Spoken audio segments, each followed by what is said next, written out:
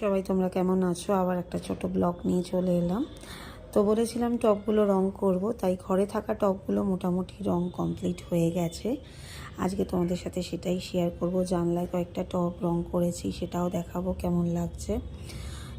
ইচ্ছা আছে ব্যালকনির টবগুলো রং করার। দেখা যাক ওগুলো কমপ্লিট করতে পারি কি না। করার পরও সেটাও শেয়ার করব, কেমন লাগছে অবশ্যই বলবে। আর এটা আমি হালকা সবুজের মধ্যে সাদা দিয়ে এই কালারটা বের করেছি। আমার কাছে বেশি কালার নেই, তো এই কালারগুলো বের করেই, বিভিন্ন কালার বের করেই আমি রং করছি।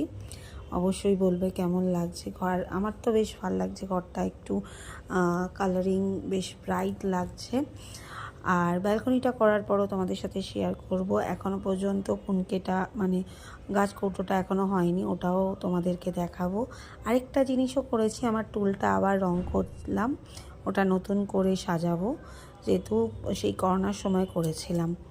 দেখো তো কেমন লাগছে। আজকের মতন ভিডিওটা এতদূর থাক। সবাই ভালো থেকো, সুস্থ থেকো, অবশ্যই জানাবে কেমন লাগছে।